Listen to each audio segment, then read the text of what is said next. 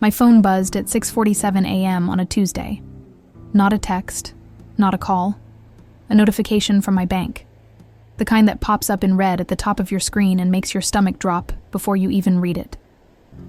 Alert: unusual activity on your visa ending in 4829. Transaction authorized, $4,287.56 at the Grandview Luxury Hotel, Scottsdale, Arizona. Do you recognize this charge? I stared at it for probably 30 seconds without moving. My coffee was still hot. I hadn't even looked at my calendar yet. And somehow, my card had just been charged over $4,000 without my permission. My name is Jennifer. I'm 31 years old. I work as a financial analyst for a tech firm here in Austin, Texas. My job is literally to catch mistakes and irregularities in numbers. I'm the person people call when something doesn't add up. And as soon as I read that notification, something didn't add up. But I had no idea just how deep this was actually going to go. If you want to know what happened next, and why your family might be trying to do the exact same thing to you, keep listening. Let me rewind. My mom, Carol, has always been a certain kind of person. Not outright abusive or anything you'd notice from the outside, but controlling in ways that feel normal until you're 31 years old and you realize they're not. The kind of person who offers to help with things you didn't ask for help with, then uses that help against you later. Growing up, I was the responsible one. My older brother, Mark, was the charmer, Mom's golden child. Good-looking, went to a state school on a partial sports scholarship, married young to a woman from a good family. Her words, not mine. The kind of guy who can walk into a room and people like him without him having to do anything special. I was the one who kept track of things. I organized family trips. I remembered birthdays without being reminded. I helped my parents with their taxes. Unsexy stuff, invisible stuff, but important. There's this phrase Mom used to say to me when I was maybe 16, and I never forgot it. I was telling her I wanted to go to college for accounting, maybe business. And she said, "Well, someone has to be practical. Not everyone can be like Mark." That's not a compliment, right? That's a ceiling. That's her telling me my value was in being the useful one, the reliable one, the one who doesn't ask for anything or make waves. And I bought it. For a long time, I bought it completely. Fast forward to my 20s. I actually did go to college for finance. Got my degree, worked hard, moved to Austin for a job that paid well. I was doing the thing she'd basically assigned me. And honestly, I was good at it. I'm detail-oriented. I understand contracts. I read the fine print. In my job, that skill is worth something. My personal life wasn't perfect. I got married at 26, divorced at 29. No kids, and I was okay with that. The marriage wasn't right, and I was smart enough to get out without dragging it on for years. My parents, especially my mom, were less okay with it. In her mind, I was supposed to be the stable one, the one who had her life together. The divorce felt like a personal failure to her, even though it was my life. But I rebuilt. New apartment, new friends, new routine. I was genuinely happy. I had autonomy. I had boundaries. And my mom hated that. So here's what happened. 3 weeks before that bank alert, Mom called me. She wanted to plan a family trip for my parents' 40th wedding anniversary. A long weekend in Scottsdale. Nice hotel, fancy dinner, the whole thing. And she wanted to involve me in the planning because, in her words, I always know the best deals. Translation: I was going to do the research and she was going to take credit for finding somewhere nice. I didn't want to go. I had work projects, I had plans with friends, and frankly, the thought of being around my mom for 4 days while she micromanaged every detail of the trip sounded exhausting. But I said I'd think about it, which was my polite way of buying time. 2 days later, Mark called me. "Hey, have you talked to Mom about the trip yet?" "Not really," I said. "She wants everyone there. Dad's being weird about turning 80. Wait, no, 40. 40th. Whatever. It'd mean a lot to him if we all came. Guilt. That's what that conversation was made of. Mark was deploying it perfectly, probably without even realizing it. And I caved. I said, "Yeah, okay, I'll look into hotels and get back to you." I found 4 options. Good places, decent rates, all-inclusive packages. I sent them to Mom with a note saying, "Let me know which one you'd prefer and I can book it for us." That was Monday. By Wednesday, Mom texted me, "Already took care of it. Found an amazing place. Just sent you the confirmation." That should have been my first red flag. I opened the email. The Grandview Luxury Hotel in Scottsdale. 5 nights, June 15th through the 19th. Cost, $4,187.56. And there, in the confirmation number, clear as day, the reservation was under my name. Not her name. Not a family account. My full name, Jennifer M. Walsh. The payment method wasn't visible in the email she forwarded, but I had a sinking feeling. I called her immediately. "Mom, why is the hotel room under my name?" "Because we're staying in your room," she said, like this was obvious. That's not how hotel reservations work. You can't just book a room under someone else's name and have them pay for it. "I'm not having you pay for it," she said. "You're just the primary contact." "Mom, look at the price. It's over $4,000. There was a pause, a long one. "And?" she said. I felt my face get hot. "And I didn't authorize this. I didn't approve this.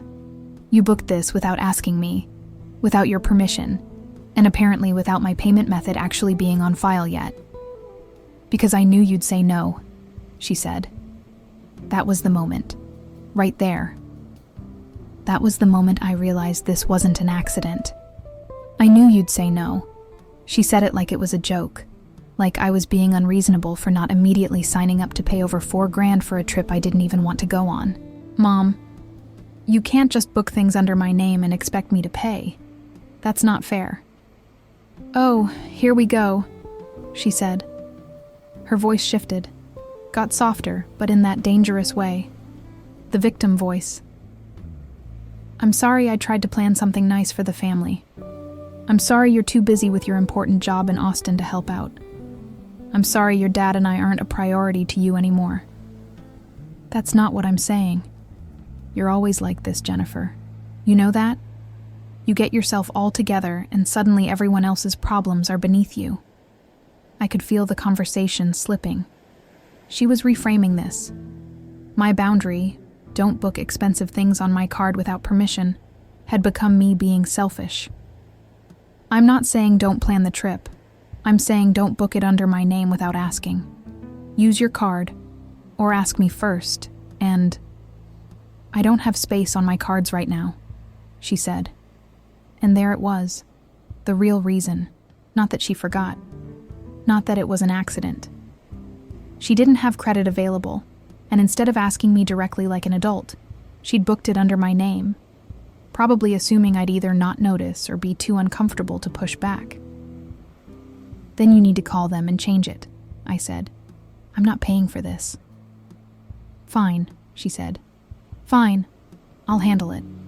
But don't expect an apology from me for trying to do something nice."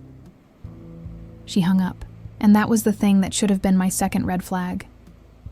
A normal person, if they'd actually made an innocent mistake, would have apologized and fixed it immediately. They wouldn't have hung up angry. They wouldn't have twisted it into me being ungrateful. But I told myself maybe I was being harsh. Maybe I was being inflexible. That's the thing about family manipulation. It makes you second-guess your own reasonable reactions. The next morning, I got a text from Mark. "Hey, Mom's upset. She says you told her you don't want to come to the anniversary trip." I hadn't said that, but I also knew how Mom operated. She'd probably told him I was refusing to help, that I was making the whole thing difficult. "I said I don't want to pay for a hotel room I didn't book," I texted back. His response came immediately. "It's just money. It's for Mom and Dad's anniversary." "It's my money," I replied. "Yeah, but you make good money. You can afford it. Why are you being difficult?" There it is. That's the guilt coming in hot. My income suddenly becomes evidence that I should be willing to subsidize everyone else's expenses. My financial responsibility becomes my financial obligation to them. That's not how this works, Mark. But I could already picture what was happening. In the family group chat, the one with my parents, Mark, his wife Stephanie, and me, Mom was probably painting a picture of me as the difficult daughter, the ungrateful one, the one who'd made something of herself and forgot where she came from. I checked the group chat. There it was, a message from Mom to everyone. "Jennifer has decided not to contribute to the anniversary trip. That's okay. Your father and I understand she's very busy." I stared at that for 5 minutes. She'd texted me the night before saying she'd handle it. I thought that meant she was going to call the hotel and change the reservation. Instead, it meant she was launching a PR campaign against me. I responded in the group chat, "That's not accurate. I said I didn't authorize the hotel booking and need it changed to your name. I'm happy to help plan or contribute my part once that happens." No response from her, but Stephanie sent a thumbs up emoji, which Mark immediately reacted to with a heart. Subtle, real subtle. 3 days went by without anyone saying anything else. Then on day 4, I got a call from my dad. "Your mother's really hurt," he said without preamble. "Dad, she booked a $4,000 hotel room under my name without permission. I'm not being unreasonable." I know, he said, and his tone was apologetic, which somehow made it worse. "But you know how she gets. Can't you just let this one go?" And there's the family enabler, the person who knows exactly what's wrong, but asks you to absorb it anyway because confrontation is uncomfortable. "I'm not letting it go," I said. "But I'm also not paying for something I didn't authorize. That's not negotiable." He was quiet for a second. "Okay," he finally said. "I'll talk to her." But I knew he wouldn't, or he'd try, and Mom would cry, and he'd give up. 10 days after the initial booking, I checked my credit card statement. The $4,287.56 charge had posted. Not as pending anymore. Actually charged. Cleared through the system. I called the hotel directly. "Hi, I need to verify a reservation under my name from earlier this week," I said. The receptionist pulled it up. "Yes, reservation for Walsh Jennifer.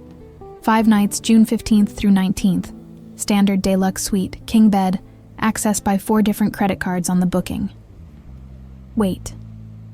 I'm sorry. 4 credit cards? Yes, the booking was made under primary cardholder Jennifer M. Walsh, but there are 4 cards authorized on the reservation. Let me see. That would be Jennifer Walsh's Visa, Carol Walsh's MasterCard, Mark Walsh's American Express, and Stephanie Walsh's Discover. My stomach dropped. "How is that possible?" I asked. "How did my mom access my credit card number?" It would have been added when the reservation was made. Typically, the primary cardholder provides their information to the property. But I hadn't provided anything. I hadn't even agreed to let them use my card, which meant Mom had used my card number without my direct authorization. That's not an accident. That's fraud. I asked them to remove my card from the reservation immediately and to send me a detailed statement of all charges and authorizations. Then I did something I should have done on day 1. I pulled my full credit report. I work in finance. I know what to look for. And what I found made my blood cold. Over the past year, my mom had made 7 different inquiries into credit products, under my name. 7 times, someone had run a hard inquiry on my social security number. 7 times. I called my mom. "Did you apply for credit cards using my information?" I asked. "What?" "No. Why would I do that?" "Because there are 7 hard inquiries on my credit report from the past 12 months, all with your information as the authorized user. and I didn't authorize any of them. Silence. Mom, maybe it was a mistake, she said quietly. It was not a mistake. Hard inquiries don't happen by accident. You either applied for credit using my SSN or gave someone else permission to do it. I don't remember, she said. You don't remember committing identity theft? Oh my God, Jennifer. Don't be so dramatic. I was just trying to help. That phrase. Help. It's her blanket explanation for everything. Booking a hotel I didn't want. Applying for credit in my name. Taking out loans or whatever else she might have done. If you were trying to help, you would have asked me first, I said. You would have been honest. Instead, you lied. I didn't lie. I just didn't mention it. That's a lie, Mom. I hung up and immediately called a lawyer. My attorney, David Chen, was clear. This is identity theft and potential wire fraud. The hotel booking is the least of your problems. If she's been opening credit inquiries in your name, that's a federal crime. I felt sick. What do I do? I asked. First, we freeze everything. You file a dispute with your credit card company for the hotel charge. You pull your credit report and place a fraud alert with all 3 bureaus. You document everything, every email, every text, every call. And then what? Then we talk to her. But you don't do it alone, and you don't do it angry. You do it strategic. You go in with evidence, not accusations. And you give her one chance to make it right before we involve law enforcement. So that's what I did. I gathered everything, printed out the hotel confirmation, took screenshots of the texts, downloaded the credit card statements, pulled all 7 hard inquiries and highlighted them, and then I asked Mom to meet me for coffee. Not at her house, not at a family gathering, a coffee shop, neutral ground, a place where she couldn't create a scene without witnesses, and where I could leave whenever I needed to. She showed up in sunglasses even though it wasn't sunny. That's what she does when she's stressed, hides her face. Hi, honey, she said, sitting down across from me. Are we okay? Mark said you're still upset about the hotel. I pulled out a folder. I'm not upset, I said calmly. I'm being careful, and I need you to understand exactly what's happened and what's going to happen next. I slid the hotel confirmation across the table. This reservation was made under my name without my authorization, using my credit card number without my permission. That's fraud, Mom. Her jaw tightened. It wasn't fraud. I was trying to... You were trying to use my money without asking. That's fraud. Let's not redefine words here. I slid the credit inquiries across next.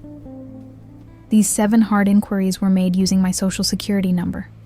You authorized them, or someone you gave my information to did. That's identity theft, a federal crime. Do you understand me?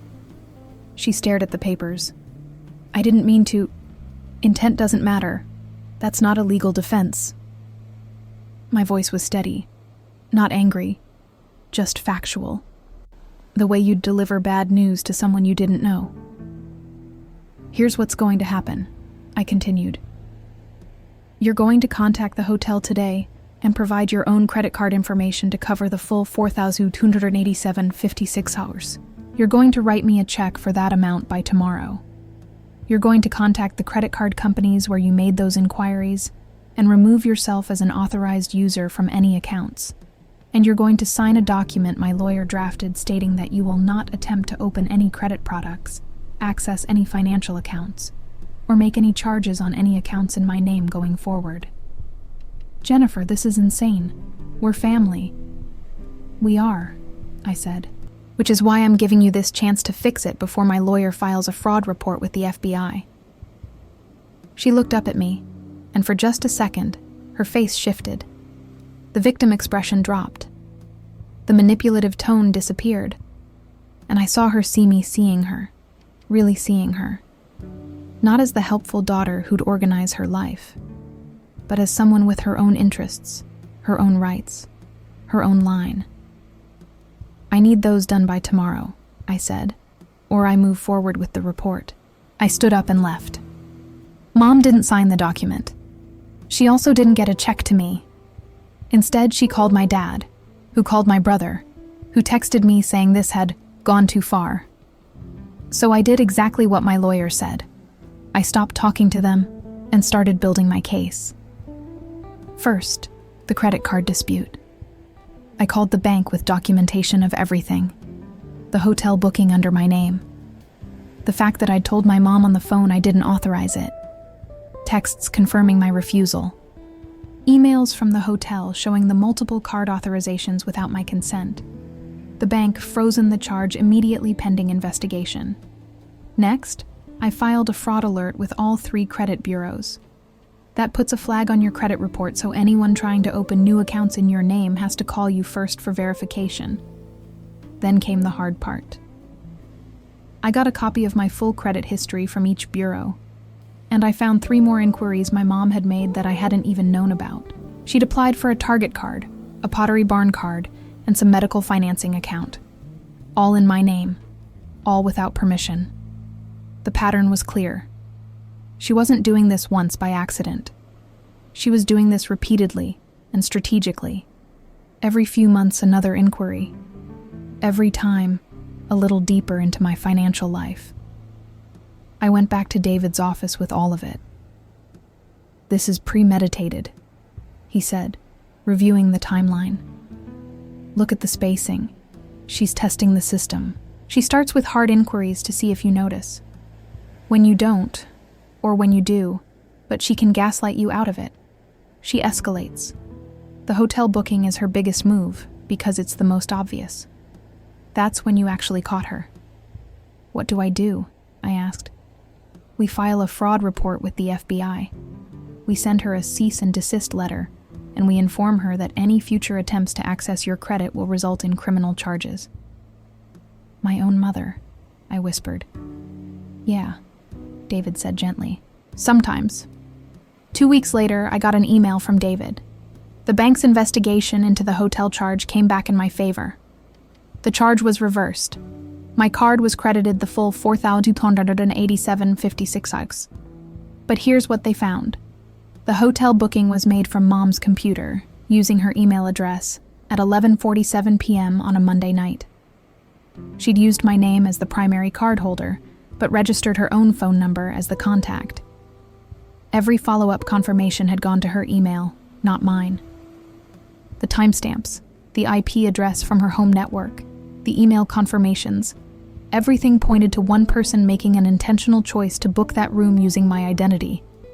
Not an accident, not a mistake, premeditation. I sent the cease and desist letter via certified mail, required signature.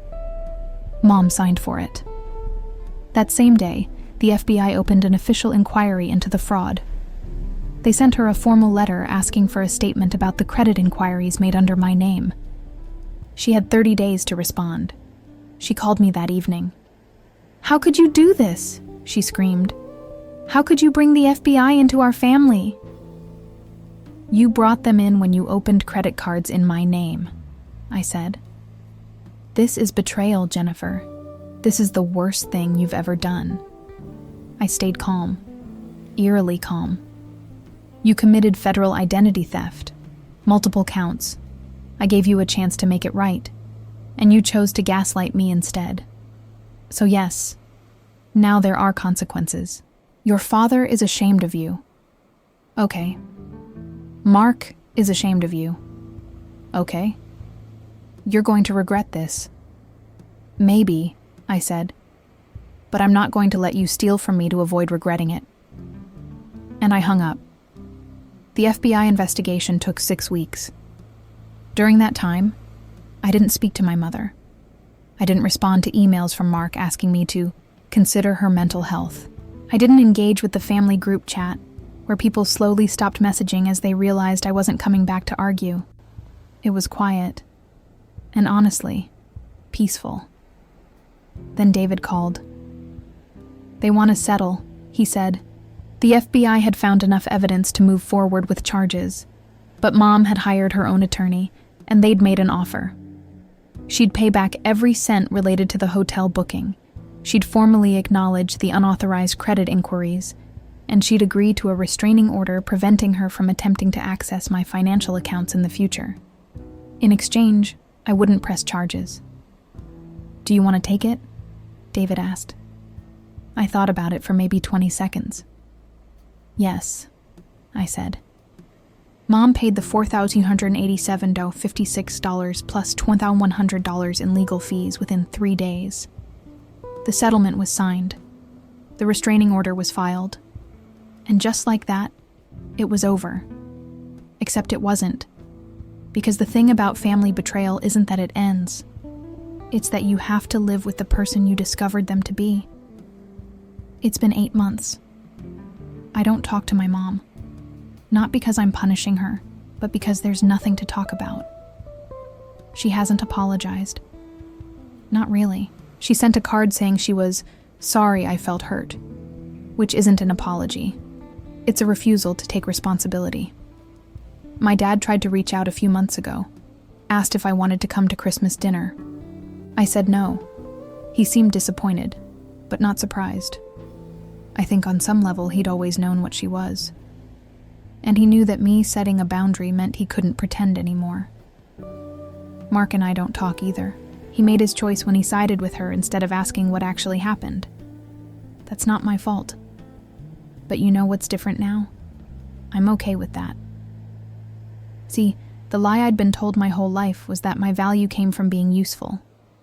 From being the one who organizes, who plans, who fixes. And when I finally stopped being that person, when I said no, you can't use my name and credit without asking, I expected to disappear. Instead, I just became myself. That's the thing nobody tells you about boundaries. They're not punishment for the other people. They're permission for yourself. I have a new apartment. I go to therapy once a week. I'm dating someone who actually respects what I say. And I check my credit report every month. Not because I'm paranoid, but because I learned that protecting yourself isn't cynical. It's practical. Here's what I want you to take from this. If someone in your family, your mom, your dad, your sibling, whoever, is crossing lines with your money, your identity, your accounts, that's not a family thing to work through. That's a crime to report. You're not betraying them by protecting yourself. You're protecting yourself by refusing to let them keep betraying you. So if this happened to you, or something like it, I want to hear about it. Leave a comment. Tell me what happened. Tell me what you did. Because the more we talk about this stuff, the less ashamed we feel, and the easier it is for other people to do the same. Thank you for listening.